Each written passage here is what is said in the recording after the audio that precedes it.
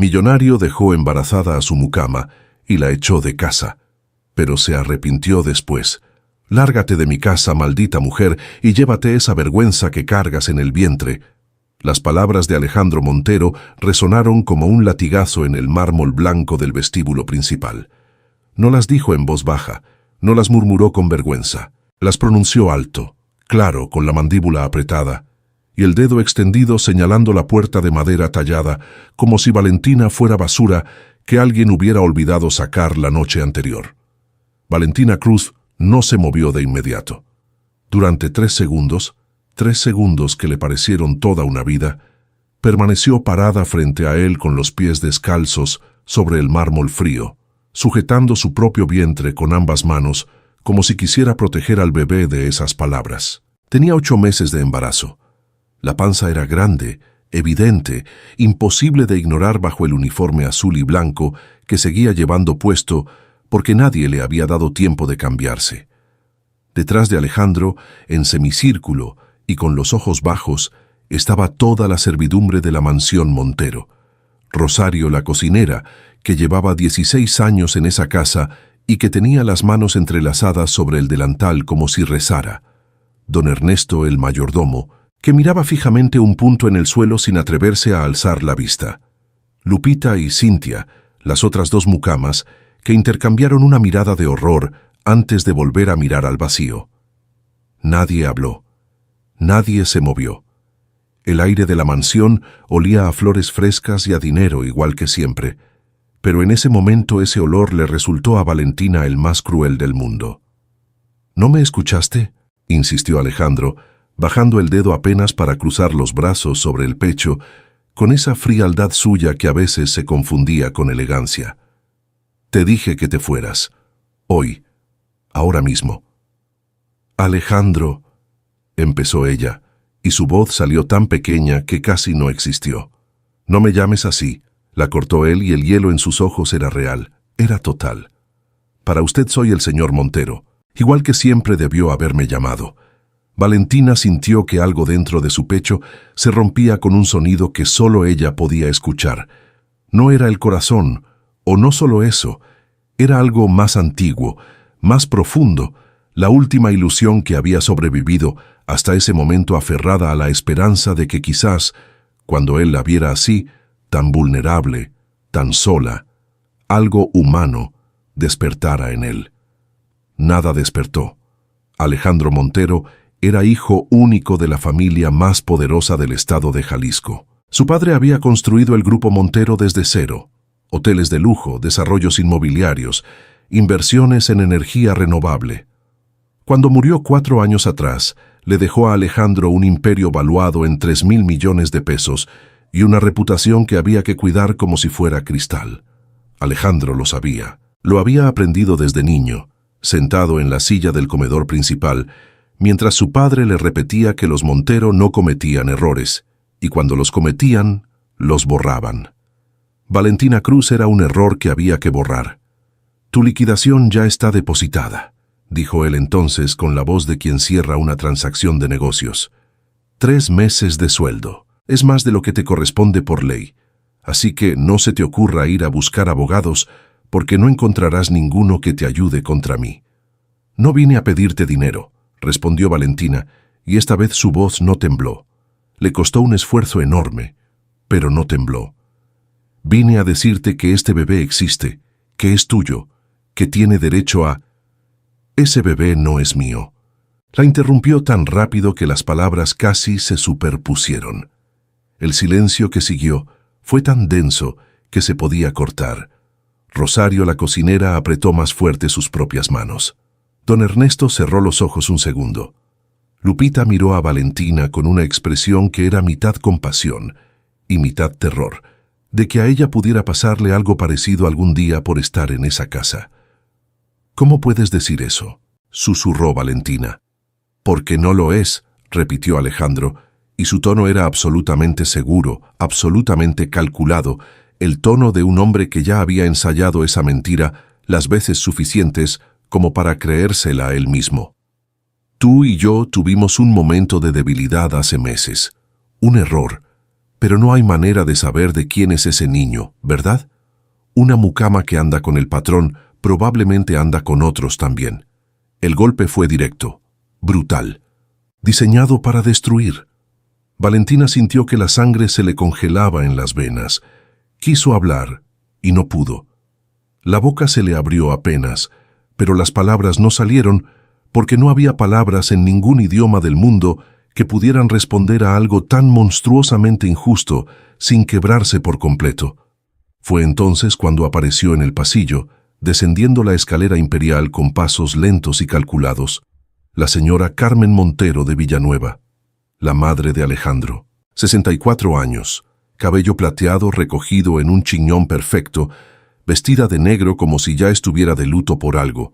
Llevaba un collar de perlas que valía más que el sueldo anual de Valentina y una expresión en el rostro que no era exactamente crueldad. Era algo peor, indiferencia absoluta. «Ya debería haberse ido», dijo doña Carmen, mirando a Valentina de arriba a abajo con la misma expresión que usaría para evaluar una pieza de mobiliario que no combina con la decoración del salón. «Esto es vergonzoso. Que una empleada del servicio llegue a estos extremos». Sacudió la cabeza con un suspiro de fastidio. «En mis tiempos las cosas no llegaban tan lejos, porque las muchachas sabían cuál era su lugar». «Su lugar», repitió Valentina en voz muy baja. «Exactamente», confirmó doña Carmen sin el menor remordimiento. «Su lugar, que claramente no es esta casa ni esta familia, ni tiene nada que ver con ningún Montero». Hizo una pausa calculada. «Lo que sea que usted carga en ese vientre es su problema, su responsabilidad y su cruz, no la nuestra». Don Ernesto, el mayordomo, se aclaró la garganta discretamente. Era la única señal de incomodidad que se permitió en toda la escena. Valentina miró a doña Carmen. Luego miró a Alejandro. Buscó en esos ojos que en algún momento la habían mirado de otra manera, en otro cuarto, en otra luz, cuando el mundo era diferente y las promesas existían. No encontró nada. El hombre que estaba frente a ella era un extraño con la cara de alguien que ella había amado, o que había creído amar, o que simplemente había confundido con amor porque era joven y estaba sola, y él sabía exactamente qué palabras usar en la oscuridad. «De acuerdo», dijo Valentina al fin. «Solo eso. De acuerdo. Sin gritar, sin suplicar, sin los histrionismos que quizás esperaban de ella para sentirse justificados». Se agachó despacio, con la dificultad enorme de los 8 meses de panza, y recogió del suelo la maleta rosa que alguien había bajado por ella y había dejado junto a la entrada. Era una maleta pequeña, de plástico duro, con una rueda rota que chirriaba al rodar. Adentro estaban sus 4 vestidos de calle, sus zapatos tenis blancos ya amarillentos, la foto de su madre que guardaba en una bolsa de plástico para que no se arrugara, y una cajita de zapatos con las cartas que Alejandro le había escrito en los primeros meses, cartas escritas a mano con pluma de tinta negra, donde le decía que era la mujer más hermosa que había conocido, que cuando estaba con ella, el mundo tenía sentido, que nunca se había sentido tan vivo. No las tiró, las llevó consigo, no por sentimentalismo, sino porque algún día, si las necesitaba, estarían ahí. Caminó hacia la puerta. Cada paso sobre el mármol sonaba claro y firme, aunque por dentro sentía que sus rodillas querían doblarse. No miró atrás.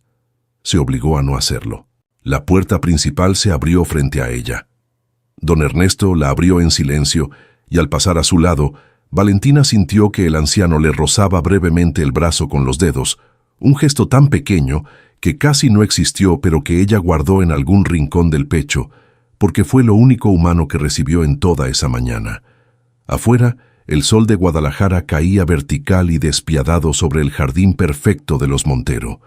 Las bugambilias rosas florecían escandalosamente sobre el muro blanco. Un jardinero que podaba un seto en el extremo derecho la vio salir y bajó los ojos. Valentina caminó por el sendero de piedra hasta el portón negro de hierro forjado. El guardia de seguridad ya tenía el portón abierto, como si hubiera recibido instrucciones con anticipación. Salió a la banqueta. El portón se cerró detrás de ella con un clic metálico, suave, definitivo. Se quedó parada un momento en la banqueta, con la maleta rosa al lado y el sol golpeándole la coronilla, mirando la calle larga y silenciosa del fraccionamiento privado, donde todos los árboles estaban podados en forma de esfera y todos los coches aparcados en las entradas valían más que su vida entera. No tenía teléfono con saldo. Tenía 180 pesos en la bolsa del delantal. Tenía 8 meses de embarazo y ningún lugar a donde ir porque su única familia, su mamá, había muerto 2 años atrás de un infarto en el departamento de 2 cuartos en Tlaquepaque, donde Valentina había crecido, y ese departamento ya no era suyo porque no habían podido pagar la renta y la habían sacado 3 meses después. Puso una mano sobre su vientre. El bebé se movió. Un golpecito suave desde adentro, como recordándole que existía, que era real, que todo esto era real. «Ya sé», le dijo Valentina en voz muy baja, con la garganta apretada. «Ya sé, mi amor, ya sé». Y entonces, porque no había nadie mirando, porque el guardia había vuelto a su caseta, y los árboles en forma de esfera no juzgaban a nadie, Valentina Cruz se permitió llorar, no de dolor, no exactamente. Lloraba de rabia, de una rabia tan profunda y tan caliente que le quemaba el pecho desde adentro. Una rabia que no sabía todavía que tardaría 3 años en convertirse en algo mucho más poderoso que las lágrimas. Lloraba y caminaba y no miraba atrás. 3 semanas antes de que Alejandro Montero la señalara con el dedo en el vestíbulo de mármol, Valentina Cruz había estado parada en ese mismo vestíbulo con un trapo en la mano y los audífonos puestos, escuchando a Café Tacba mientras sacaba brillo a la consola dorada de la entrada, completamente ajena a la idea de que su vida estaba a punto de partirse en 2 como una rama seca. Pero para entender lo que pasó esa mañana brutal, había que retroceder mucho más. Había que ir a los principios. Valentina llegó a la mansión Montero hace exactamente 14 meses, en una mañana de octubre con llovizna fina, cargando una mochila negra y una carpeta con documentos metida bajo el brazo para que no se mojara. Tenía 22 años y ya había trabajado en 3 casas distintas como empleada doméstica. Primero con una familia en Zapopan que resultó ser increíblemente tacaña y le pagaba en especie con ropa usada que nunca era su talla. Luego con un matrimonio de adultos mayores en el centro que eran amables, pero que la hacían trabajar 12 horas diarias sin descanso, y finalmente con una señora de Colonia Providencia que la despidió cuando la vio hablando por teléfono en horario de trabajo, aunque era su día libre y estaba usando su propio teléfono y su propio tiempo. La agencia de empleo doméstico le había conseguido esta nueva colocación. La señora Ramos, la directora de la agencia, se la presentó con una seriedad especial, como si estuviera entregando un objeto de gran valor a alguien que debía cuidarlo con esmero. «La familia Montero es de las mejores que tenemos en cartera», le dijo. «El sueldo es 3 veces el promedio. Hay prestaciones, días libres fijos, cuarto propio, pero hay una condición, discreción total. Lo que pasa en esa casa se queda en esa casa, ¿entendido?» Valentina entendió. Valentina siempre entendía las reglas. Había crecido aprendiéndolas en el departamento pequeño de Tlaquepaque, donde su madre, Graciela Cruz, trabajaba 6 días a la semana cosiendo ropa para una maquiladora y los domingos lavaba ropa ajena para completar. Le había enseñado a Valentina que las personas como ellas no tenían el lujo de los caprichos, que el trabajo era lo único que nadie te podía quitar y que la dignidad se llevaba por dentro, aunque por fuera tuvieras que aguantar cosas que nadie debería aguantar. Don Ernesto la recibió en la puerta ese primer día. La llevó por el ala de servicio, porque los empleados nunca usaban la entrada principal, y le mostró su cuarto, pequeño pero limpio, con ventana que daba al jardín lateral, baño privado y una cama con colchón decente. En comparación con algunos de los cuartos que había tenido antes, aquello era casi un hotel. Valentina dejó su mochila sobre la cama y se permitió un suspiro de alivio. Los primeros 3 meses fueron perfectos, en el sentido de que no ocurrió absolutamente nada extraordinario. Valentina hacía su trabajo. Limpiaba, ordenaba, pulía, lavaba, planchaba. Era eficiente, rápida, silenciosa. Doña Carmen la ignoraba con elegancia, que era peor que ignorarla con descortesía, porque al menos lo segundo reconocería su existencia. Rosario la cocinera la adoptó con esa solidaridad discreta que se da entre mujeres de clase trabajadora que se reconocen entre sí sin necesidad de decirse nada en voz alta. Don Ernesto era cordial y justo. El señor Montero, Alejandro, casi no estaba en la casa durante esos meses. Viajaba constantemente por negocios y cuando llegaba era tarde, solo para dormir. Valentina lo vio por primera vez en el jardín, un sábado por la mañana. Él salía a correr en pants y audífonos, y ella estaba sacudiendo los cojines de las sillas de la terraza. Se cruzaron. Él la miró exactamente 2 segundos más de lo necesario antes de saludarla con un movimiento de cabeza y seguir corriendo. Eso fue todo, pero Valentina lo recordaría después. Recordaría esos 2 segundos como el principio exacto de todo. Lo que siguió fue lento.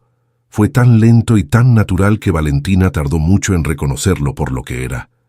Alejandro empezó a aparecer en los mismos espacios donde ella trabajaba. No de manera obvia al principio. Llegaba a la biblioteca cuando ella ordenaba los libros. Se servía café en la cocina cuando ella preparaba los desayunos. Se quedaba leyendo en la terraza cuando ella limpiaba la sala contigua. Conversaciones pequeñas, preguntas inocentes. ¿Eres de aquí? ¿Cuánto tiempo llevas trabajando en esto? ¿Qué edad tienes? Valentina respondía con cortesía y seguía con su trabajo. Pero Alejandro Montero era un hombre que estaba acostumbrado a obtener lo que quería. No a la manera violenta o tosca de quien lo exige, a la manera suave y paciente de quien sabe esperar. Le trajo flores una vez, diciéndole que eran del jardín y que las había cortado sin pensar. Le dejó un libro sobre su cama, un libro de poesía mexicana, con una nota escrita a mano que decía simplemente «Pensé que te gustaría». Le preguntó por su madre cuando supo que estaba enferma, y le dio 3 días libres sin que ella los pidiera para que pudiera ir a verla a Tlaquepaque. Valentina sabía que no debía. Lo sabía con una claridad que no necesitaba que nadie le explicara. Había una distancia enorme entre ellos, de dinero, de clase, de mundo, y esa distancia no se cerraba con flores y libros de poesía, se agrandaba, porque las cosas que él le daba como gestos naturales a ella le costaban una vulnerabilidad que no se podía recuperar fácilmente. Pero tenía 22 años, y estaba sola en una ciudad grande, y él era guapo y atento, y la hacía sentir vista de una manera que nadie la había hecho sentir antes. Una noche de enero, durante una tormenta eléctrica que cortó la luz de la colonia durante 4 horas, se quedaron solos en la cocina con velas encendidas y una botella de vino que él había abierto para esperar que volviera la luz. Hablaron durante 3 horas, de cosas reales, de sus miedos, de sus sueños, de la soledad que se siente incluso cuando uno está rodeado de gente. Alejandro le dijo esa noche que era la persona más honesta que había conocido en años, que con ella no tenía que actuar, que en la mansión, entre los negocios y las obligaciones y las expectativas de su madre, se sentía a veces como un hombre en un traje que no le pertenecía. Valentina le creyó. Eso fue su error. No el único, pero sí el primero. Lo que siguió duró 4 meses, 4 meses de encuentros nocturnos en la biblioteca, de caminatas en el jardín después de que el resto de la casa dormía, de conversaciones largas y de promesas que él hacía con total naturalidad, como si el peso de esas palabras no existiera. Quiero que estés en mi vida de otra manera. Esto que siento contigo es diferente. Voy a resolver las cosas con mi madre. Necesito tiempo. Valentina nunca le pidió matrimonio ni nada parecido. Nunca le exigió nada.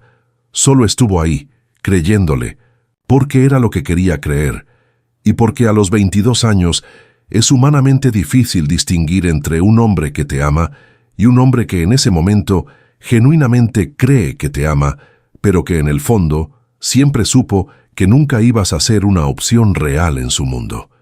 Cuando descubrió que estaba embarazada, en un baño de farmacia con 3 pruebas positivas sobre el lavabo, lo primero que sintió no fue miedo, sino algo parecido a la certeza de que todo cambiaría. Y tenía razón. Todo cambió, solo que no de la manera que había imaginado. Alejandro, Cuando ella se lo dijo, tardó en responder. Lo que ella leyó como conmoción era en realidad cálculo. Después supo que esa misma semana su madre le había presentado formalmente a Isabela Fuentes, hija de los Fuentes Garza, la familia con quien los Montero llevaban años intentando hacer una alianza comercial. Isabela era bonita, educada, de su clase, de su mundo. El matrimonio con Isabela era un activo estratégico. Un bebé con la mucama era exactamente lo contrario. Pasaron 6 semanas de silencio relativo, de Alejandro diciéndole que necesitaba tiempo para pensar, de Valentina esperando mientras la panza empezaba a asomarse y ya no había manera de esconderla bajo el uniforme. Luego vinieron las primeras insinuaciones, que quizás era mejor no tener al bebé, que él pagaría, que nadie tenía que saber nada. Valentina se negó con una tranquilidad que lo desconcertó. No era negociable. El bebé iba a nacer. Y entonces llegó la mañana del vestíbulo, el dedo extendido, las palabras que no eran palabras, sino sentencias. La señora Amparo Jiménez tenía 71 años, vivía sola desde que su esposo murió hacía 8 años, y tenía la costumbre de sentarse en la silla de mimbre frente a su casa, en la calle Río Lerma, todas las mañanas entre las 10 y las 12, para ver pasar el mundo y tomar un vaso de agua de Jamaica. Fue ella quien vio a Valentina caminando por la banqueta ese martes, con la maleta rosa chirriante y el vientre enorme, y las lágrimas secas en las mejillas que ya no lloraban porque ya no había lágrimas suficientes. «Oye, muchacha», la llamó doña Amparo, con esa autoridad sin esfuerzo de las personas mayores que han vivido suficiente para saber cuándo alguien necesita ser llamado. «¿A dónde vas así?»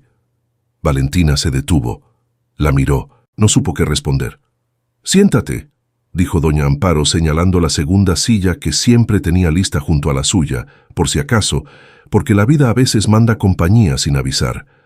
«Te voy a traer un vaso de Jamaica y me vas a contar qué pasó». Valentina se sentó. El agua de Jamaica estaba fría y dulce, con poca azúcar, exactamente como le gustaba. Y entonces, sin saber bien por qué, le contó todo. No todo, pero suficiente. Doña Amparo escuchó sin interrumpir, con la boca apretada y los ojos brillantes, de una indignación perfectamente contenida.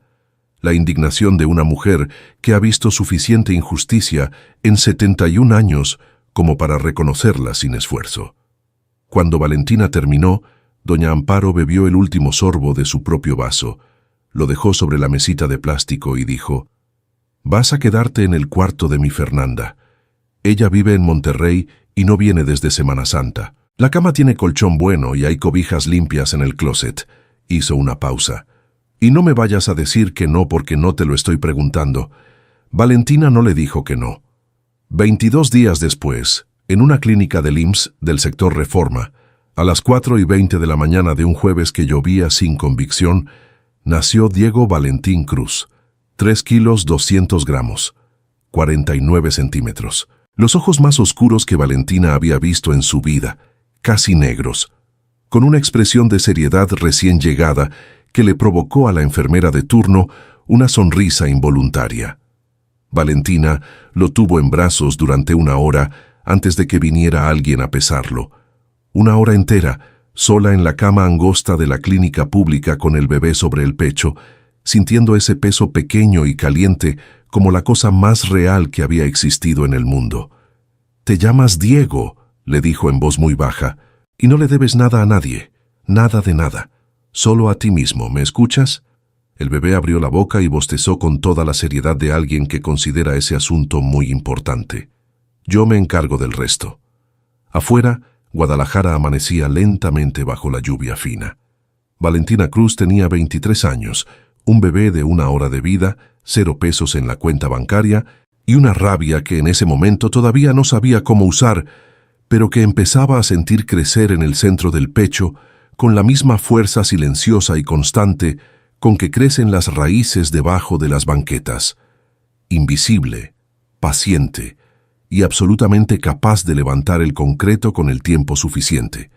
El día que Alejandro Montero perdió 42 millones de pesos en una sola tarde, estaba sentado en su oficina del piso 16 con una taza de café que ya se había enfriado hace una hora y una pantalla llena de números que no cuadraban, y lo primero que pensó, antes de llamar a su abogado, antes de llamar al banco, antes de hacer absolutamente cualquier cosa útil, fue en Valentina.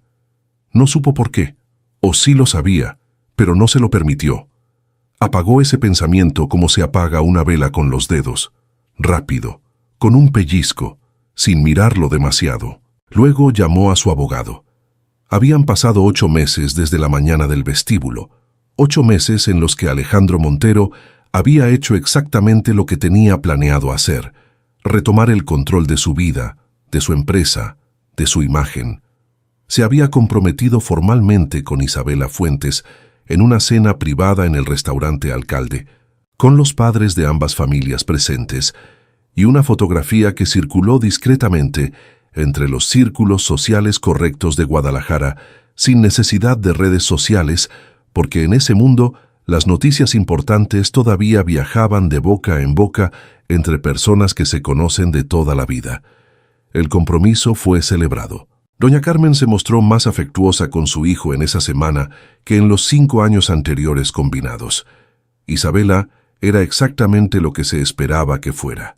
Inteligente, bien educada, presentable en cualquier contexto, capaz de sostener una conversación sobre arte contemporáneo y sobre rendimiento de inversiones con igual fluidez.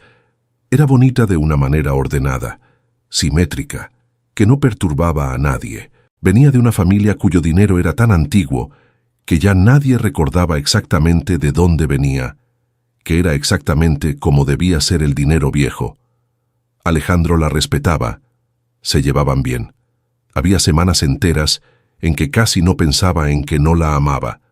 Pero el universo, que tiene un sentido del humor completamente desprovisto de misericordia, decidió que ese era el momento exacto para empezar a desarmar el grupo Montero, pieza por pieza.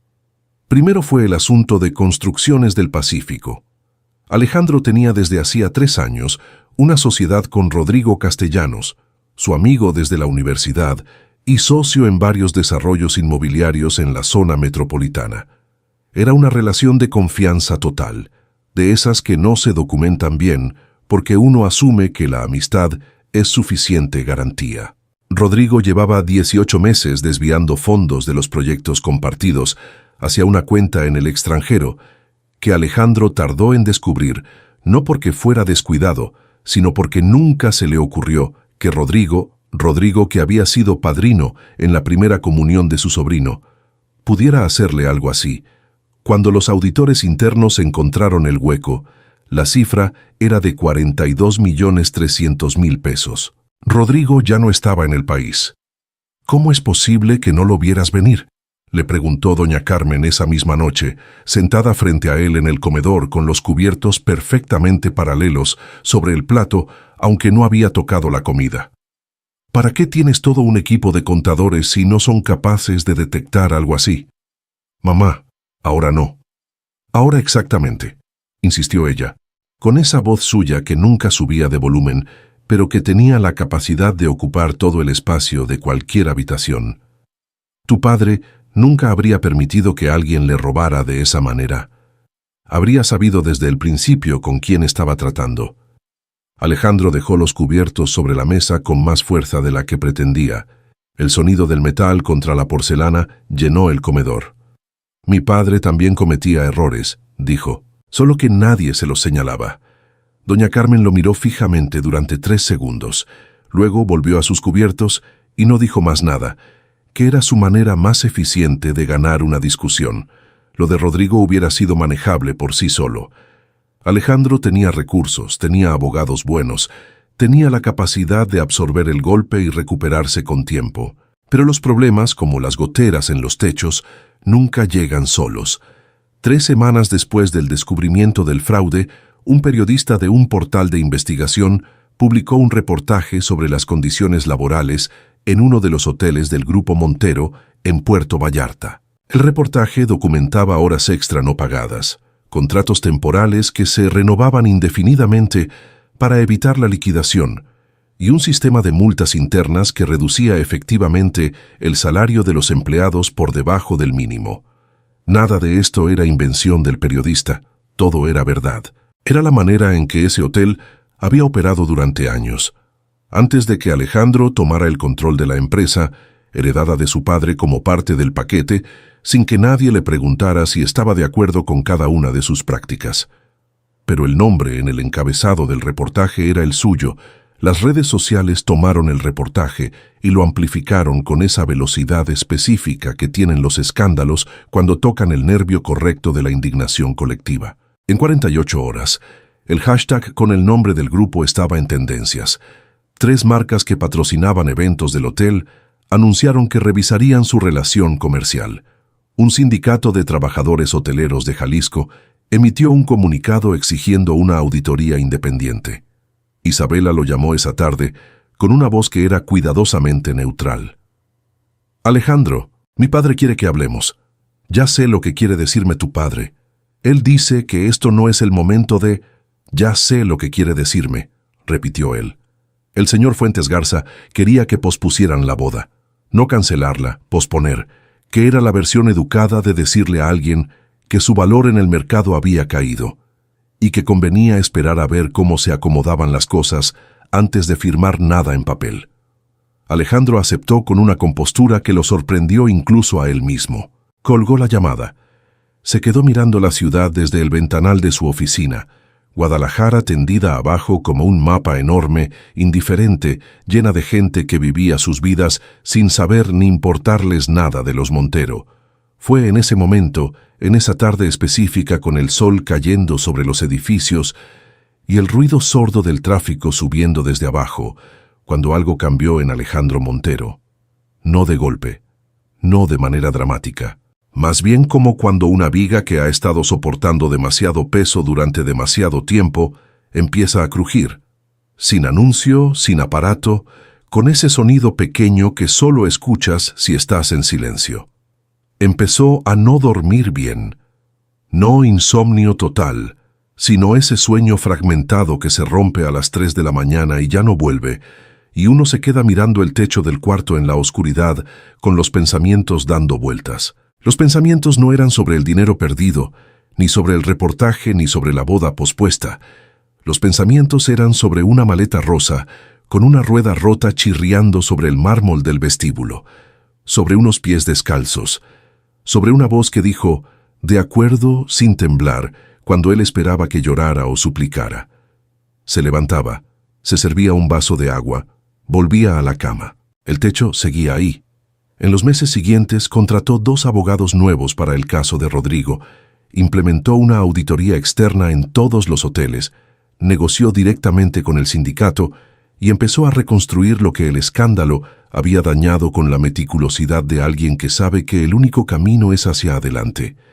Era bueno en eso, en el trabajo, siempre lo había sido. El trabajo era el territorio donde se sentía competente, donde las reglas eran claras aunque complejas, donde el esfuerzo tenía una relación directa con el resultado. La vida, descubría, no funcionaba igual. Doña Carmen, que seguía apareciendo al comedor puntual como un reloj suizo, empezó a mencionar a Isabela con una frecuencia calculada. Isabela llamó para preguntar cómo estabas. La mamá de Isabela me invitó al club. Qué atenta esa familia. Creo que Isabela entendería si la llamaras. Alejandro respondía con monosílabos. Su madre lo miraba como se mira a un objeto de porcelana fina que ha desarrollado una grieta que uno no sabe todavía si ignorar o intentar pegar. Una tarde, mientras revisaba unos contratos en la biblioteca, la misma biblioteca donde una noche de enero con tormenta eléctrica y velas encendidas, una mucama de 22 años le había dicho que la soledad no distingue entre ricos y pobres, que eso era lo único completamente democratizante del mundo, encontró en el cajón del escritorio un sobre que no recordaba haber guardado ahí. Lo abrió. Adentro estaba una nota escrita a mano, con su propia letra, en papel membretado de la casa. Decía, «Quiero que estés en mi vida de otra manera. Lo que siento contigo es diferente. Voy a resolver las cosas. Necesito tiempo». La había escrito para Valentina. Hacía exactamente un año. Alejandro leyó la nota 2 veces. La dobló. La guardó de nuevo en el sobre. Puso el sobre en el cajón y cerró el cajón con llave, algo que nunca hacía con ese cajón. Esa noche, por primera vez en meses, pensó con claridad en el bebé. No como en un problema, no como en un error, sino simplemente como en un niño que existía en algún lugar del mundo y que tenía su sangre, y al que él había negado con la misma boca con que le había prometido cosas a su madre. No hizo nada con ese pensamiento. Todavía no, pero lo dejó estar. Y ese fue el primer crujido real en la viga que llevaba sosteniendo desde hacía 8 meses. No la culpa, sino el reconocimiento. La diferencia entre los dos es enorme. La culpa la puedes sofocar con trabajo y con vino, y con reuniones de negocios que se extienden hasta las 11 de la noche. El reconocimiento, una vez que entra, no tiene prisa y no se va. Alejandro Montero se quedó dormido esa noche con la lámpara de la biblioteca todavía encendida y los contratos sin terminar sobre el escritorio, y en algún lugar de Guadalajara que él no sabía exactamente dónde, un niño de 7 meses que se llamaba Diego Valentín Cruz dormía también, completamente ajeno a todo esto, con los ojos cerrados y los puños apretados, con esa seriedad absoluta que tienen los bebés cuando duermen, como si incluso en sueños estuvieran resolviendo algo muy importante. La primera vez que Alejandro Montero vio a Valentina Cruz después de 3 años, no la reconoció. Eso fue lo que más lo destruyó después, cuando ya estaba solo en el coche de regreso y tenía tiempo de procesar todo, que durante 90 segundos completos estuvo en la misma sala que ella, sin saber quién era, mirándola con esa atención involuntaria que uno le presta a las personas que irradian algo que no se puede nombrar exactamente, y que su primer pensamiento fue que esa mujer era extraordinaria antes de que su cerebro completara la conexión y el suelo desapareciera debajo de él. Era martes. La reunión era en el Hotel Presidente, en uno de los salones del 3er piso que la cadena Hostería Virreinal reservaba habitualmente para sus juntas de directivos regionales. Alejandro estaba ahí porque Hostería Virreinal era uno de sus clientes más importantes en el ramo de proveeduría de amenities y servicios de mantenimiento, y llevaba 2 semanas intentando renovar el contrato que vencía a fin de mes en mejores condiciones que el año anterior. Su asistente le había confirmado que la reunión sería con el equipo de compras. Lo que nadie le confirmó, porque nadie tenía por qué saberlo, era que Hostería Virreinal había nombrado 3 meses atrás una nueva gerente regional de operaciones para el occidente del país. Alejandro llegó 5 minutos antes. Se acomodó en uno de los lugares de la mesa larga y revisó sus notas en la tableta, mientras el resto de los asistentes iban llegando. 2 personas del equipo de compras que él conocía de reuniones anteriores, un abogado corporativo, una analista financiera joven con cara de no haber dormido bien. Y luego entró ella. Entró hablando por teléfono, con una voz baja y firme que cortaba el aire de la sala sin esfuerzo. «No, Martínez, el proveedor de Manzanillo tiene que entregar antes del 15, o cancelamos el pedido, así de simple. No hay negociación en ese punto». Llevaba un traje sastre color hueso con los hombros perfectamente estructurados y una blusa color vino debajo. El cabello, que él recordaba suelto y un poco rizado por la humedad de los jardines, estaba recogido en un chiñón bajo, impecable. Los tacones sobre el piso del salón sonaban con esa cadencia específica de alguien que sabe exactamente a dónde va y no tiene tiempo que perder llegando. Alejandro la miró sin reconocerla. La miró porque era imposible no mirarla. Había en esa mujer una presencia que ocupaba el espacio de una manera que él asociaba con los negociadores más experimentados que había conocido. Esa tranquilidad particular que no es relajación, sino control total.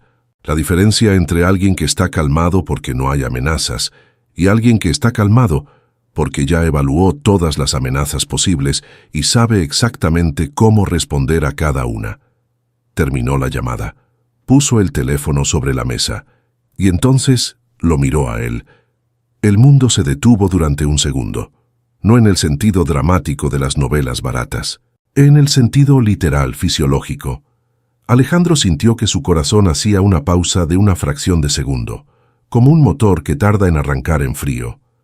Porque en el momento en que ella lo miró, él la reconoció, y la reconoció con esa claridad brutal y total que no deja lugar para la duda ni para la esperanza de que uno se esté equivocando.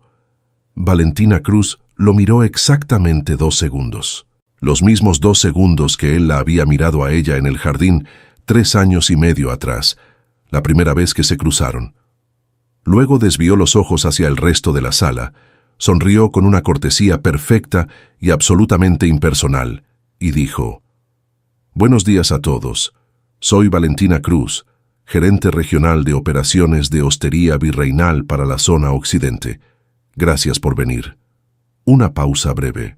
«Empecemos». Y empezaron. Alejandro pasó los siguientes 40 minutos en un estado que solo podía describirse como disociación controlada. La parte de su cerebro que había entrenado durante años para funcionar en reuniones de negocios bajo cualquier tipo de presión siguió operando. Escuchó, respondió preguntas, presentó sus cifras, negoció un punto sobre tiempos de entrega. Pero debajo de esa capa funcional había algo completamente distinto. Una especie de ruido blanco interno que era la suma de todo lo que no podía procesar en ese momento, porque el momento no se lo permitía. Valentina dirigió la reunión con una precisión que era casi intimidante. No dejaba que las conversaciones se desviaran, cortaba con elegancia los tangentes irrelevantes, hacía preguntas que iban exactamente al punto sin rodeos innecesarios. En ningún momento, en ningún gesto, en ninguna inflexión de voz, dio la menor señal de que Alejandro Montero fuera algo más para ella que un proveedor más en la lista de contratos que tenía que revisar esa semana. Lo trató con fría cortesía profesional, y eso, descubriría Alejandro más tarde con una claridad que lo dejó sin respiración, era mucho peor que cualquier cosa que hubiera imaginado. Había pensado en los momentos de madrugada en que se permitía pensar en eso, que si alguna vez se volvían a ver, ella estaría furiosa o triste o ambas cosas, y que eso sería manejable porque la furia y la tristeza son reacciones humanas que se pueden enfrentar, negociar, intentar reparar. La indiferencia perfecta no dejaba ningún lugar donde pararse. Al terminar la reunión, mientras el equipo recogía sus cosas, Alejandro esperó. Dejó que los demás salieran. Cuando solo quedaban él y Valentina en la sala, ella revisando algo en su tableta con la misma concentración con que habría revisado cualquier documento irrelevante, se acercó. «Valentina». Ella alzó los ojos, lo miró, sin sorpresa, sin calor, sin nada en particular. «Señor Montero», dijo, «¿quedó alguna duda sobre los términos del contrato?» El golpe fue tan limpio y tan preciso que Alejandro tardó un momento en reaccionar. «No sobre el contrato», dijo. «Quería...». Buscó las palabras que nunca le habían faltado, que había usado durante años con una fluidez que a veces él mismo admiraba, no aparecieron. «Quería saber cómo estás». Valentina lo miró durante exactamente 3 segundos, luego volvió a su tableta. «Muy bien, gracias». Tocó algo en la pantalla. «Mi asistente les enviará el contrato revisado antes del viernes. Que tenga buen día, señor Montero». Se recogió la tableta bajo el brazo y salió de la sala.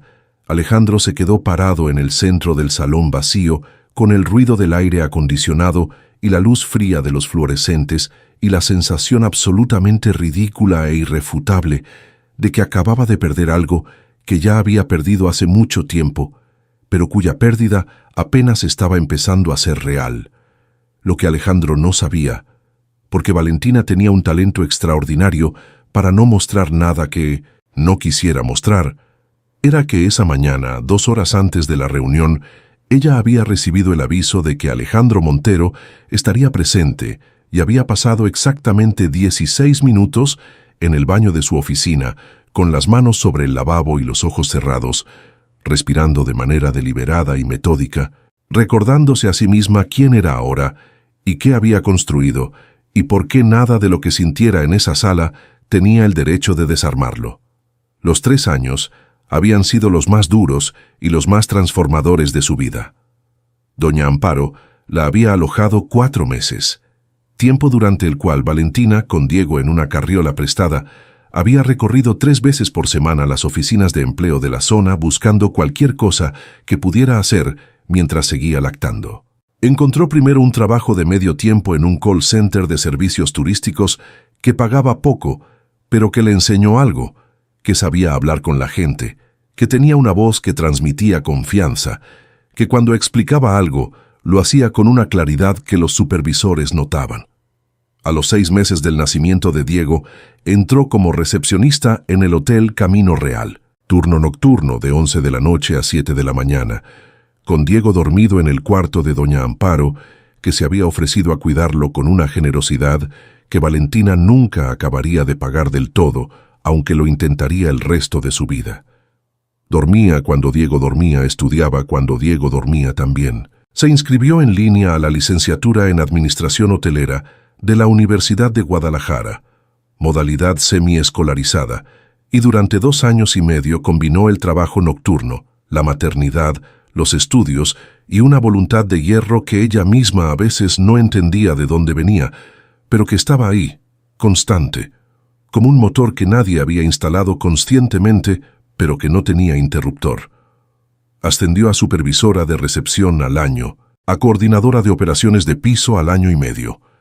Cuando terminó la licenciatura, el Camino Real le ofreció un puesto de jefatura de turno. Lo tomó. Lo ejecutó tan bien que 6 meses después, Hostería Virreinal, que tenía un ojo entrenado para identificar talento operativo antes de que otros lo descubrieran, la contactó para ofrecerle la gerencia regional. Todo esto con Diego. Diego, que a los 3 años ya era un niño de ojos negros y expresión seria que preguntaba cosas con una precisión que desconcertaba a los adultos. Diego, que aprendió a leer a los 4 años, porque Valentina le leía todas las noches sin excepción, aunque llegara a casa muerta de cansancio. Diego, que le preguntó una tarde, con la misma naturalidad con que preguntaría el nombre de un animal, «Mamá, ¿yo tengo papá?» Y Valentina, que había ensayado esa respuesta cientos de veces en su cabeza, que tenía listos los ángulos y las palabras cuidadas, le respondió con la verdad simplificada pero sin mentiras. «Sí tienes, pero ahorita no está con nosotros. Cuando seas más grande te cuento mejor». Diego la miró un momento con esos ojos oscuros que eran idénticos a los de su padre, aunque Valentina se negaba a pensarlo así, y luego asintió con la cabeza y siguió armando su rompecabezas, porque Diego tenía esa capacidad admirable de los niños que han crecido viendo a su madre resolver las cosas, la capacidad de aceptar que hay respuestas que llegan con el tiempo.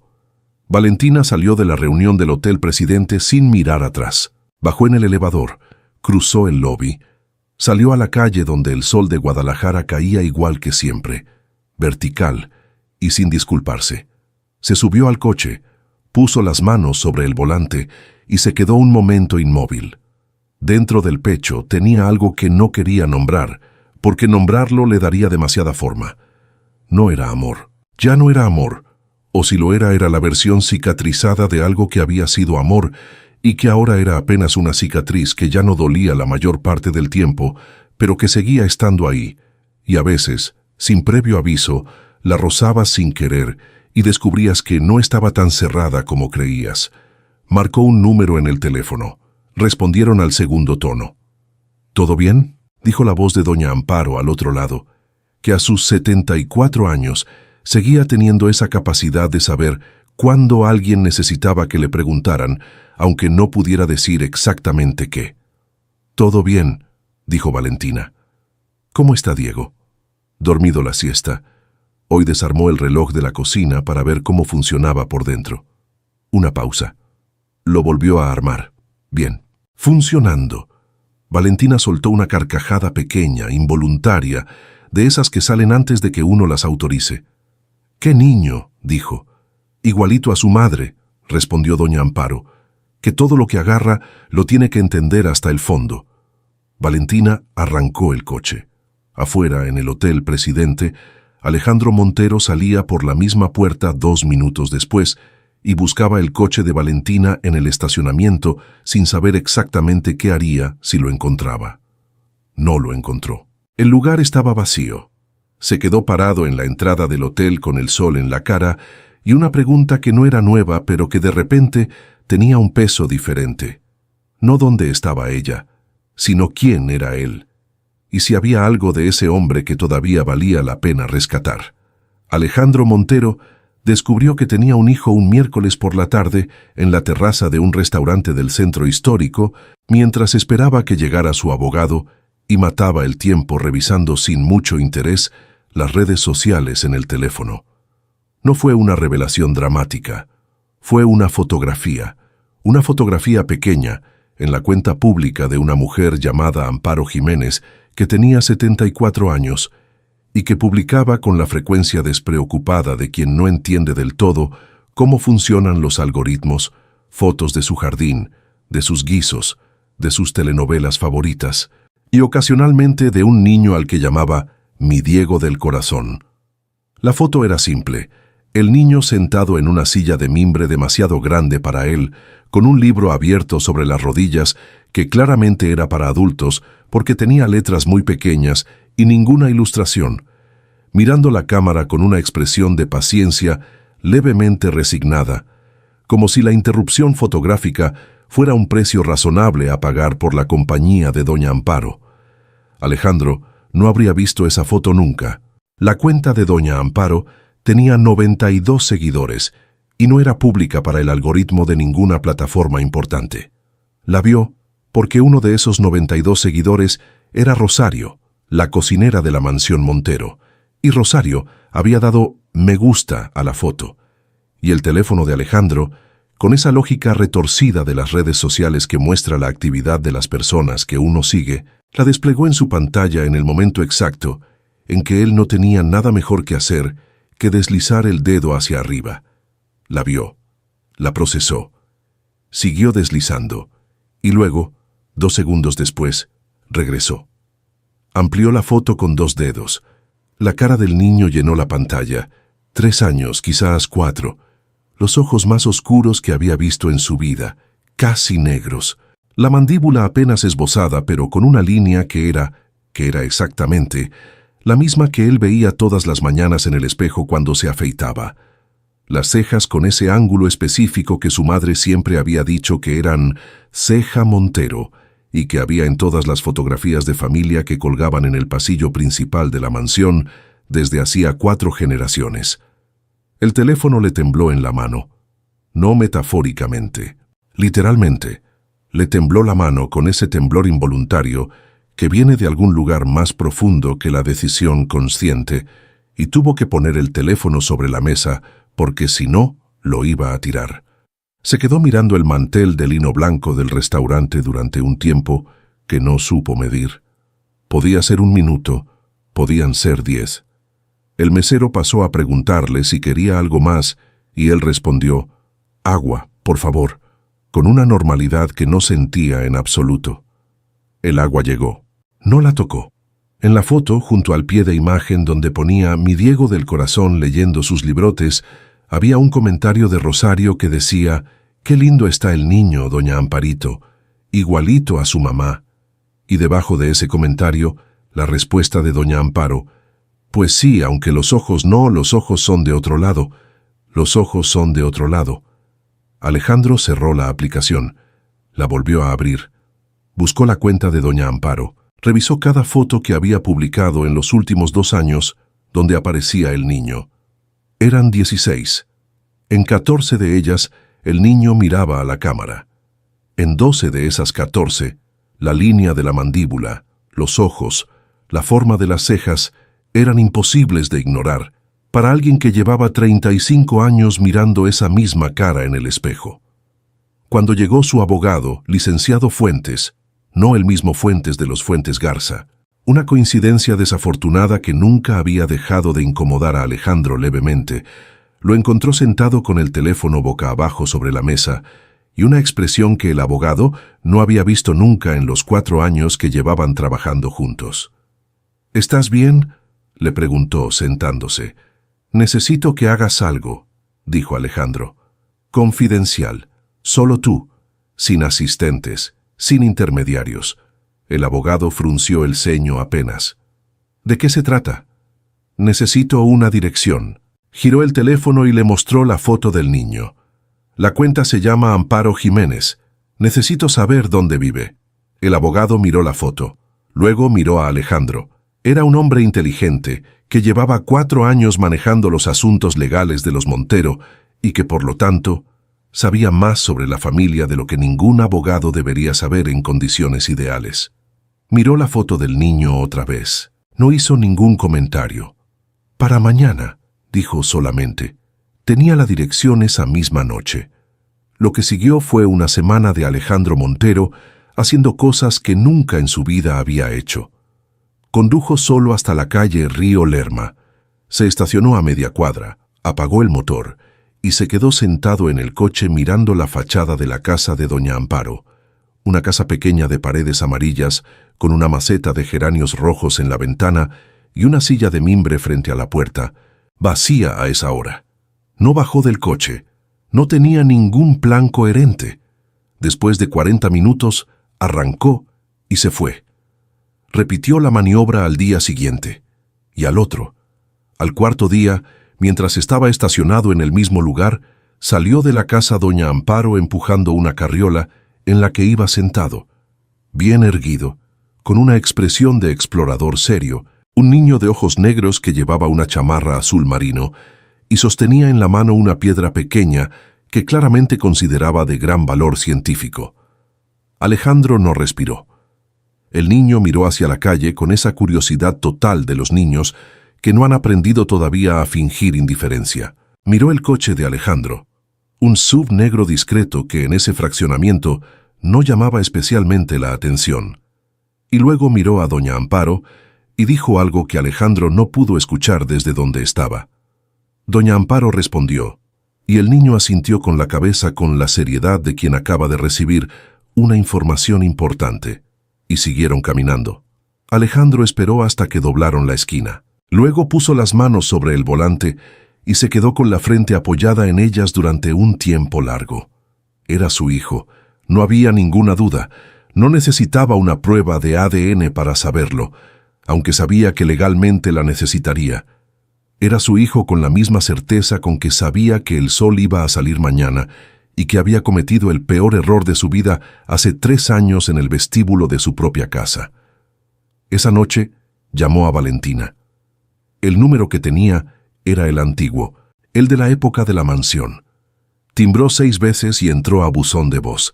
La voz en el buzón no era la de ella. Era la voz automática del operador diciéndole que el número no estaba disponible. Lo intentó 2 veces más. Mismo resultado. Buscó en LinkedIn, en Instagram, en todas las plataformas donde una profesional como ella podría tener presencia. Encontró un perfil de LinkedIn austero y correcto. Foto profesional, cargo actual en Hostería Virreinal, estudios, 3 recomendaciones de colegas, sin información de contacto personal. Le envió una solicitud de conexión con una nota que decía: «Valentina, necesito hablar contigo, por favor». La solicitud quedó pendiente durante 4 días y luego desapareció. La había rechazado. Le pidió a su asistente que consiguiera el correo corporativo de la gerencia regional de Hostería Virreinal. Le escribió un correo formal, cuidadoso, que tardó 2 horas en redactar y que borró y rehizo 3 veces. En el correo le pedía una reunión. Le decía que había descubierto algo que necesitaban hablar. Le pedía que le diera aunque fuera 20 minutos. El correo llegó. Fue leído. El sistema de lectura lo confirmó. A las 8:47 de la mañana del día siguiente. Nunca recibió respuesta. Le mandó flores a la oficina de Hostería Virreinal. Las flores regresaron esa misma tarde con una nota escrita a mano en papel de la empresa que decía: «Por favor, no envíe más correspondencia personal a esta dirección. Gracias». La letra era de ella. Intentó entonces con intermediarios. Localizó a Lupita, una de las ex mucamas de la mansión que había trabajado con Valentina, y le pidió que le pasara algún contacto. Lupita, que tenía más lealtades de las que Alejandro le calculaba, le dijo que no tenía ningún número actualizado de Valentina y cortó la llamada con una cortesía que era en realidad una puerta cerrándose. Cada camino que intentaba Valentina ya lo había cerrado, con una anticipación y una eficiencia que hablaban de alguien que había pensado en esta posibilidad y había tomado decisiones al respecto mucho antes de que él se diera cuenta de que existía un problema. Y fue en ese punto, rodeado de flores rechazadas y correos sin respuesta y conexiones de LinkedIn ignoradas, cuando Alejandro Montero hizo algo que no había hecho en mucho tiempo. Llamó a su madre. Doña Carmen respondió al primer tono, como siempre. «Mamá», dijo Alejandro, «tengo que contarte algo». Hubo una pausa. «¿Qué pasó?», preguntó doña Carmen con esa voz suya, que nunca revelaba alarma, pero que se volvía ligeramente más quieta cuando lo sentía en el tono de su hijo. «Tengo un hijo». Lo dijo directo, sin preámbulo, porque no había manera suave de decirlo, y ya estaba cansado de los preámbulos. Con Valentina Cruz, la mucama que despedimos hace 3 años, tiene entre 3 y 4 años y vive en esta ciudad, y yo lo vi esta semana y es mío, mamá. No hay ninguna duda. El silencio que siguió duró exactamente 8 segundos. Alejandro los contó. «¿Dónde estás?», dijo doña Carmen al fin. «En mi coche, afuera de la oficina. Ven a cenar». «Mamá, ¿escuchaste lo que te...?» «Ven a cenar», repitió ella, y en su voz había algo que Alejandro no supo clasificar de inmediato. No era lo que esperaba, no era furia, ni negación, ni la frialdad calculada con que doña Carmen manejaba habitualmente las crisis. Era otra cosa. Era algo que en otra persona, en alguien con menos entrenamiento en la contención, podría haberse llamado miedo. «A las 9. Te espero». Colgó. Alejandro se quedó con el teléfono en la mano mirando la pantalla apagada. Afuera, Guadalajara seguía siendo Guadalajara, ruidosa, luminosa, completamente indiferente a los Montero y a sus consecuencias diferidas. En algún lugar de esa ciudad, un niño de ojos negros estaba probablemente dormido ya, con los puños cerrados y esa expresión seria de quien incluso en sueños está resolviendo algo importante. Su hijo. La palabra todavía no le cabía completa en el pecho. Era demasiado grande para el espacio que él le había dejado durante 3 años de no querer pensar en ella. Pero estaba aprendiendo a los 38 años, y con más dificultad de la que habría esperado, que las cosas que no caben en el pecho no desaparecen por eso. Solo esperan. El contrato que hundió definitivamente al Grupo Montero no llegó como un misil, llegó como una carta bien redactada, en papel membretado de hostería virreinal, firmada con una letra pequeña y firme que Alejandro reconoció antes de leer el nombre al pie de la página. Era un martes de noviembre. Llevaba 3 semanas intentando contactar a Valentina por todos los caminos que ella había bloqueado ya. Y esa mañana había decidido ir en persona a las oficinas de hostería virreinal en el piso 12 de la torre Midtown, armado con la única cosa que le quedaba.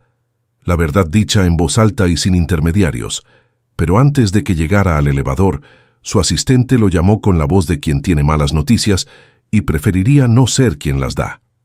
«Señor Montero, acaba de llegar una comunicación oficial de hostería virreinal. El contrato de proveeduría que el Grupo Montero tenía con la cadena hotelera, amenities, servicios de mantenimiento preventivo y correctivo, suministro de lencería y productos de limpieza para 16 propiedades en el occidente del país, había sido el contrato áncora de su división de servicios durante 6 años. Representaba el 23% de los ingresos de esa división. No se renovaría.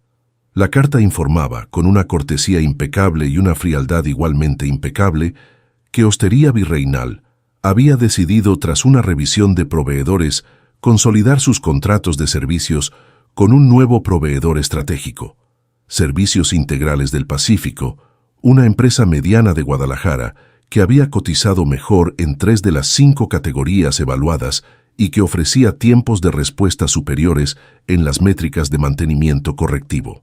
La decisión era efectiva a partir del 1 del mes siguiente.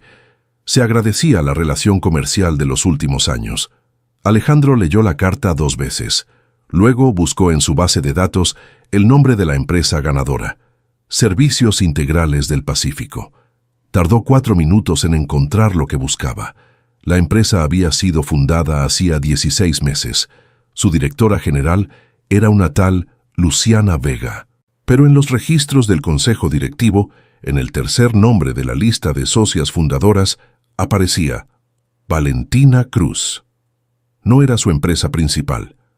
Era una inversión lateral, una participación minoritaria en una empresa que ella había ayudado a levantar mientras hacía su trabajo en Hostería Virreinal, probablemente con un cuidado escrupuloso de que no hubiera conflicto de interés formal, porque Valentina Cruz no cometía ese tipo de errores. Pero la decisión de cambiar de proveedor la había tomado ella, y el contrato que le habían quitado al Grupo Montero se lo habían dado a una empresa donde ella tenía acciones. Era perfectamente legal. Era perfectamente calculado. Y era devastador. Alejandro se quedó sentado en la sala de juntas vacía de sus propias oficinas, con la carta sobre la mesa, y algo que tardó un momento en identificar, pero que al final reconoció como lo que era: admiración. Una admiración involuntaria, profunda e incómoda, que no tenía ningún lugar coherente en la situación, pero que estaba ahí de todas maneras, porque lo que había hecho Valentina no era venganza de telenovela barata. Era precisión quirúrgica. Era el movimiento de alguien que había esperado el momento exacto, que había construido la posición correcta, que había actuado dentro de todos los límites legales y éticos y que le había quitado el 23% de una división entera con una carta de 2 páginas redactada en lenguaje corporativo perfectamente neutro.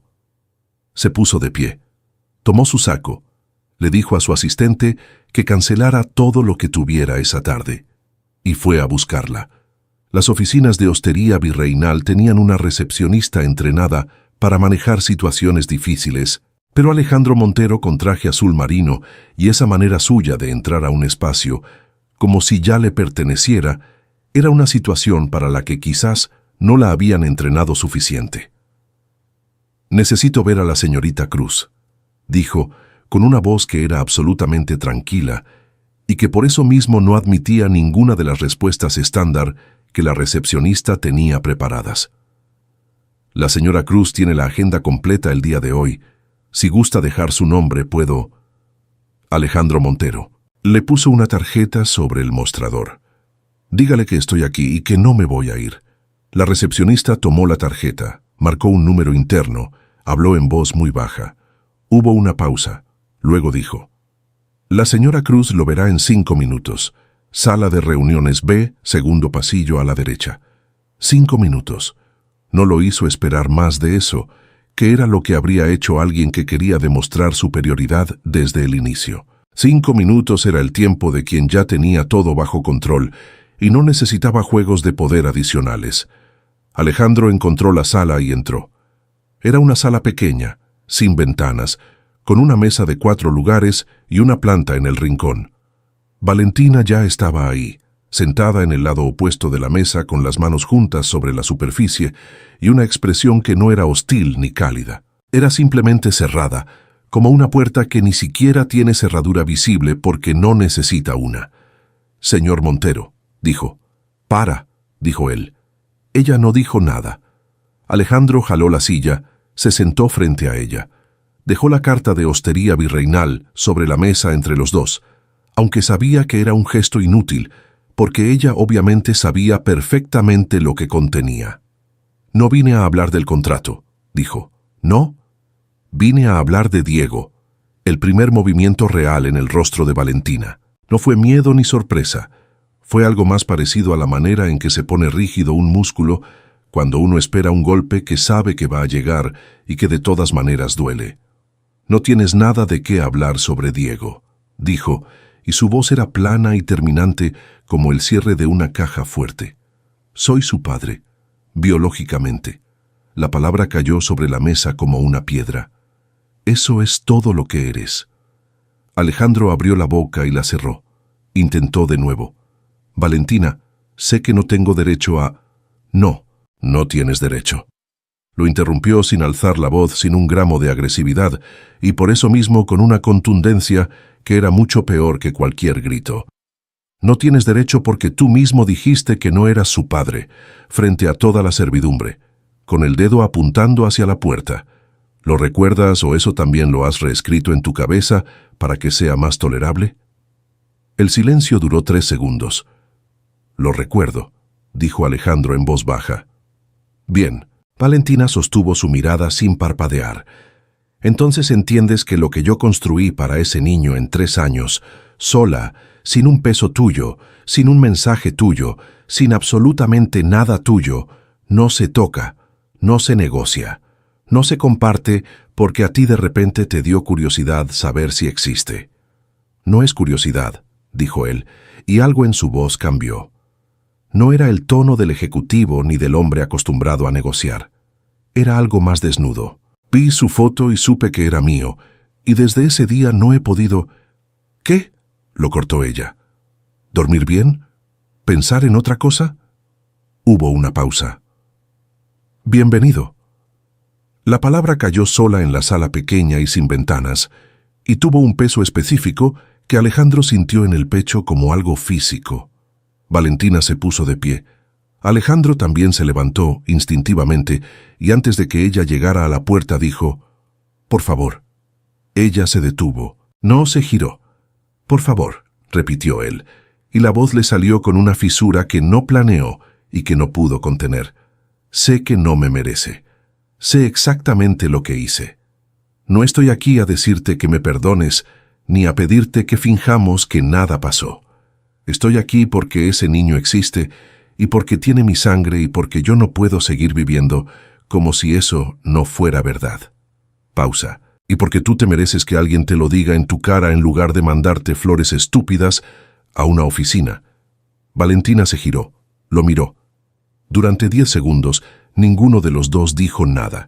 Ella abrió el bolso que llevaba colgado al hombro, sacó el teléfono, buscó algo y puso el teléfono sobre la mesa entre ellos. Era una foto. Diego en el jardín de Doña Amparo, con una manguera en la mano, completamente empapado, riendo con una carcajada que se veía enorme, aunque la foto era silenciosa. Alejandro la miró. No dijo nada. No podía. «Se llama Diego Valentín», dijo Valentina, con una voz que por primera vez en toda la conversación tenía algo diferente adentro, algo que no era exactamente suavidad, pero que tampoco era el acero de antes. Le gustan los libros y desarmar cosas para ver cómo funcionan. Le tiene miedo a las tormentas eléctricas, aunque no lo admite. Come muy despacio porque dice que la comida hay que pensarla. Hizo una pausa. «Es el mejor ser humano que he conocido en mi vida».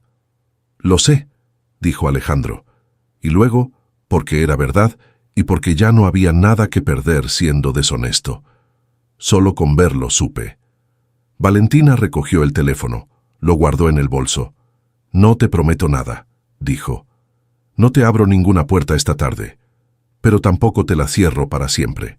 Lo miró con esa claridad suya que no dejaba lugar para la ambigüedad. «Lo que pase de aquí en adelante depende completamente de lo que hagas, no de lo que digas. ¿Me entiendes?» «Sí», dijo Alejandro. «Bien». Se dirigió a la puerta. Luego, con la mano en el marco, se detuvo una vez más sin girarse. «Y Alejandro». Era la primera vez que usaba su nombre desde que se habían vuelto a ver.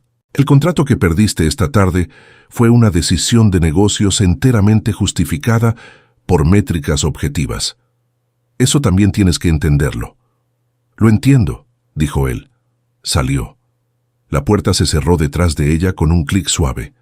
Alejandro se quedó solo en la sala pequeña, sin ventanas, con la foto de su hijo sonriendo bajo una manguera grabada en los ojos y algo que llevaba 3 años sin sentir moviéndose en algún lugar del pecho.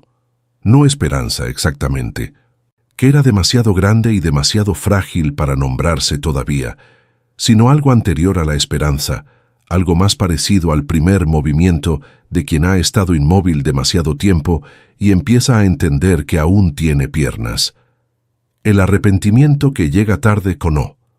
Lo que Alejandro Montero hizo en los 2 meses siguientes no fue lo que cualquiera habría esperado de un hombre de su posición. No contrató abogados para reclamar derechos de paternidad. No usó su dinero para presionar, para abrir puertas a la fuerza. para comprar el acceso que Valentina le había negado con esa precisión suya que no dejaba fisuras. No llamó todos los días, ni mandó regalos, ni intentó convencer a doña Amparo de que intercediera. Hizo algo mucho más difícil para un hombre como él, un hombre que llevaba 38 años, acostumbrado a que los problemas se resolvieran con recursos y con decisiones ejecutivas tomadas desde una posición de poder. Esperó y trabajó.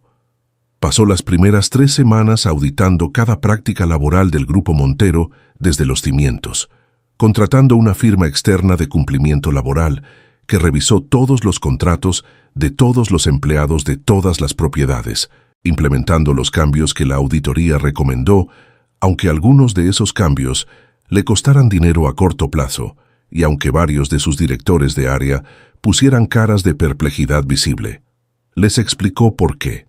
No en términos de imagen corporativa ni de estrategia de relaciones públicas, sino en términos directos, porque era lo correcto y porque él era responsable de lo que ocurriera en las empresas que llevaban su nombre.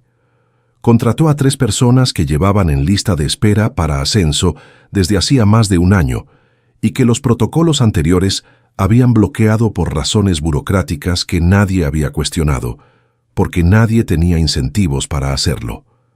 Una de ellas era una mujer de 42 años, que llevaba 12 en la empresa en el mismo puesto sin posibilidad de avanzar. Cuando le comunicaron el ascenso, lloró en la oficina de recursos humanos. El jefe de RRHH le fue a reportar el incidente a Alejandro con cierta incomodidad.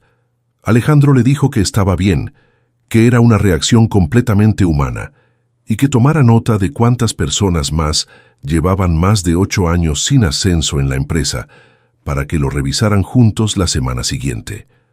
No lo hacía para que Valentina se enterara, o al menos eso se decía a sí mismo, aunque sabía que la línea entre hacer lo correcto y hacer lo correcto esperando que alguien lo note es una línea delgada, y honestamente no estaba seguro de qué lado exacto estaba parado.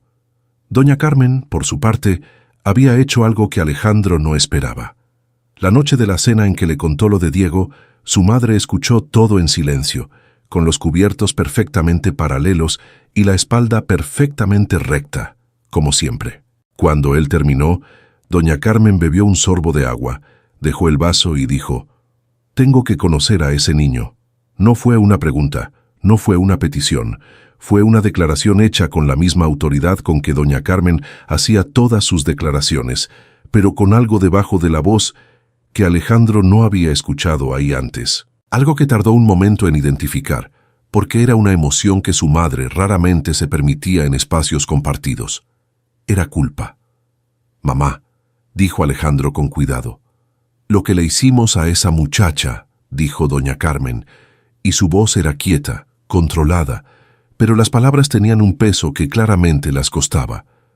«Lo que yo le hice», se corrigió sola, y esa autocorrección le dijo a Alejandro más sobre el estado interior de su madre que cualquier cosa que ella hubiera podido decir explícitamente. Fue imperdonable, y lo supe en ese momento, y lo hice de todas maneras porque me convenía. Alejandro no respondió. No había nada útil que decir. «Quiero conocer a mi nieto», repitió doña Carmen, «pero entiendo que eso es una decisión de ella».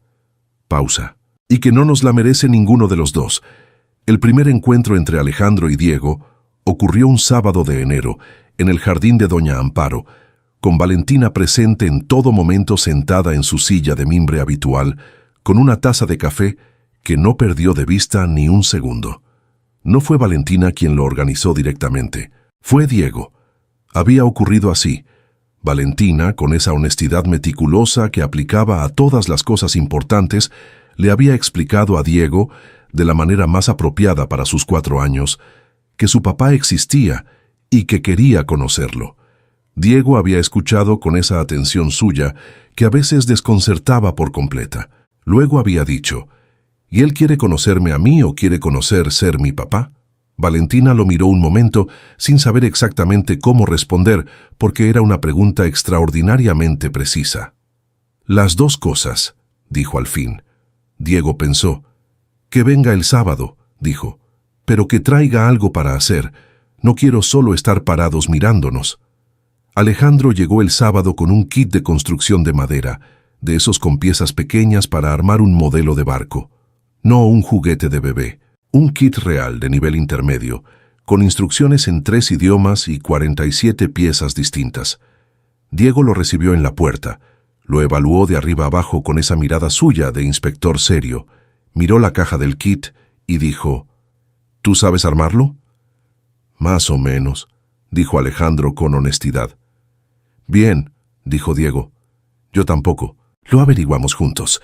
Y se dio la vuelta y caminó al interior del jardín como si la cuestión estuviera completamente resuelta. Valentina, desde su silla, observó a su hijo alejarse con el hombre que le había partido la vida en 2 hace 4 años, y sintió en el pecho la cosa más complicada que había sentido en mucho tiempo. Que era demasiado grande y demasiado pronto para eso, sino algo anterior. La conciencia de que Diego era más sabio que ella y que quizás en su lógica de 4 años completamente libre de rencor heredado, había encontrado un camino que ella todavía no podía ver con claridad. Los vio sentarse juntos en la banca de madera del jardín. Vio a Alejandro abrir la caja con cuidado, extender las piezas sobre la superficie, estudiar las instrucciones con el ceño levemente fruncido. Vio a Diego tomar una pieza, examinarla, compararla con el diagrama y decirle algo a Alejandro que hizo que él asintiera y respondiera. No escuchó qué se decían. No quiso escuchar. Era de ellos. Pasó 1 hora, luego otra. Doña Amparo salió con un plato de galletas que dejó en la banca sin decir nada y entró de nuevo guiñándole un ojo a Valentina de pasada. El barco de madera empezaba a tener forma. Diego le señalaba algo a Alejandro con el dedo índice, con la autoridad de alguien que acaba de descifrar una parte del diagrama y no tiene intención de callársela. Alejandro escuchaba, tomaba la pieza que Diego le indicaba, la ponía donde Diego decía que iba. A las 5 de la tarde, cuando el sol empezaba a bajar y el jardín se llenaba de esa luz anaranjada específica del invierno en Guadalajara, Diego sostuvo el barco terminado con ambas manos, lo miró de todos los ángulos posibles y dijo con satisfacción absoluta: «Le falta pintura, pero está bien. La próxima vez lo pintamos», dijo Alejandro. Diego lo miró. «¿Vas a volver?», preguntó, sin drama, sin carga, solo la pregunta directa de quien necesita la información. «Si tú quieres», dijo Alejandro. «Sí». Diego consideró esto un momento, luego asintió con la cabeza, la misma manera seria y definitiva con que lo había hecho 4 años atrás, cuando Valentina le dijo que tendría una respuesta más completa cuando fuera más grande. «El próximo sábado», dijo, «trae pintura azul y roja para los detalles». Se levantó, tomó el barco y fue corriendo a mostrárselo a doña Amparo, que lo esperaba en la ventana de la cocina. Alejandro se quedó sentado en la banca del jardín. Valentina lo observaba desde su silla. Sus ojos se encontraron a través del jardín pequeño. No había nada fácil en ese momento. No había reconciliación limpia, ni música de fondo, ni el tipo de resolución que cierra todos los cabos sueltos de una sola vez. Había 2 personas adultas con una historia complicada y un niño de 4 años que acababa de armar un barco de madera y que necesitaba que ambas partes de esa historia encontraran la manera de coexistir de manera funcional y digna, porque él era la razón por la que eso tenía que ser posible. Alejandro se puso de pie, caminó hacia Valentina, se detuvo a 2 metros de ella. «Gracias», dijo. «No me des las gracias», respondió ella. «Haz que valga la pena». Asintió. Dio media vuelta para irse. Llegó hasta la puerta del jardín y entonces, porque no pudo no hacerlo, se giró. «Valentina». Ella lo miró. «Lo que hice hace 4 años», dijo, y su voz era firme, pero tenía esa fisura que ella ya había escuchado una vez en la sala sin ventanas y que era la única parte de él que todavía reconocía como real. «No hay manera de deshacerlo, lo sé, pero quiero que sepas que lo entiendo. Todo. Lo que te costó, lo que construiste, lo que eres». Pausa. «Y que lo que le dije ese día sobre Diego, que no era mío, Fue la mentira más cobarde que he dicho en mi vida. Valentina lo miró durante un momento largo. Ya lo sé, dijo al fin. Hace tiempo que lo sé. Y luego, con una honestidad que a ella misma le costó, pero que era lo correcto porque Diego merecía una madre que también pudiera ser honesta. Y también sé que eso no lo convierte en algo que se olvida, pero sí en algo que con el tiempo, si haces las cosas bien, puede convertirse en algo que ya no pesa lo mismo. Fue la cosa más cercana al perdón que Alejandro iba a recibir ese día, y fue suficiente. 3 semanas después, en el jardín de la mansión Montero, doña Carmen Villanueva se arrodilló. No de manera literal, aunque el gesto que hizo cuando vio a Diego por primera vez fue tan parecido al arrodillarse que la diferencia era semántica. Se agachó hasta quedar a su altura, que para una mujer de 64 años, con una columna vertebral que llevaba décadas perfectamente recta, era en sí mismo un acto significativo, y lo miró a los ojos oscuros del niño, los ojos Montero, los ojos que eran iguales a los de su hijo y a los de su difunto esposo, y a los que miraban desde las fotografías de 4 generaciones del pasillo principal. «Hola, Diego», dijo doña Carmen, y su voz, por primera vez en la memoria de Alejandro, que llevaba 38 años escuchándola, no tenía ninguna capa de distancia encima. Diego la miró con calma. «Tú eres la abuela que no sabía que existía», dijo. Doña Carmen hizo una pausa. «Así es», dijo. «Doña Amparo dice que las abuelas son lo mejor del mundo», continuó Diego, con la gravedad de quien cita una fuente de gran autoridad. «Pero que hay que conocerlas para saber». «Tiene razón, doña Amparo», dijo doña Carmen. «Hay que conocerlas». Diego asintió, extendió la mano. «Bueno», dijo, «entonces te voy a conocer».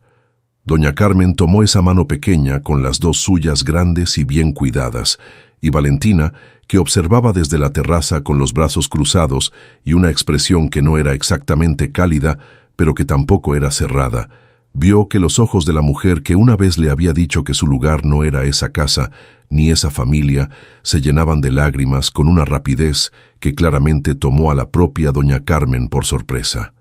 No dijo nada. Dejó que pasara. Porque Valentina Cruz había aprendido en 4 años de sola y de firme y de construir desde cero que la justicia real no siempre llega gritando. A veces llega así, en un jardín con luz de invierno, con un niño que extiende la mano sin rencor porque nadie le enseñó a tenerlo, y con el silencio específico de las personas que finalmente entienden el peso de lo que hicieron. Diego corrió de regreso hacia Valentina con esa velocidad total de los niños que no guardan energía para después, y ella lo atrapó y lo levantó, aunque ya pesaba demasiado para cargarlo cómodo. Porque hay cosas que uno sigue haciendo, aunque ya no sean del todo prácticas, porque son necesarias de otra manera. «¿Cómo está?», le preguntó Diego desde arriba, con la cara muy cerca de la de ella. «¿Quién, mi amor?» «La abuela nueva», lo dijo con total naturalidad, con esa capacidad suya de incorporar las cosas al mundo sin drama excesivo. «¿Está bien?». Valentina lo miró. Luego miró hacia el jardín donde doña Carmen se había levantado despacio y miraba hacia ellas con una expresión que era complicada y que quizás nunca sería completamente simple. «Está aprendiendo», dijo Valentina. Diego consideró esto. «Como nosotros», dijo. «Sí», dijo Valentina. «Como nosotros», lo bajó al suelo. Él echó a correr hacia Alejandro, que lo esperaba al fondo del jardín con el bote de pintura azul que había prometido la semana anterior, y con esa expresión de hombre que todavía está aprendiendo a estar en el lugar correcto, pero que por primera vez en mucho tiempo está exactamente donde debe estar. El jardín de los Montero, que había visto tantas cosas perfectas y tantas cosas frías y tantas decisiones tomadas desde la distancia segura del dinero y la posición, vio esa tarde algo que no era perfecto y que probablemente nunca lo sería del todo. Un hombre y un niño pintando un barco de madera sobre una banca. Una mujer mayor aprendiendo a ser abuela sin manual de instrucciones. Y una mujer joven parada en la terraza con el sol en la cara, que no sonreía todavía del todo, pero que tampoco miraba con los brazos completamente cerrados. era suficiente. Por ahora, era más que suficiente. Fin. No toda justicia llega gritando. La más poderosa llega en silencio, construida ladrillo a ladrillo, con las manos de quien no tuvo más opción que ser fuerte.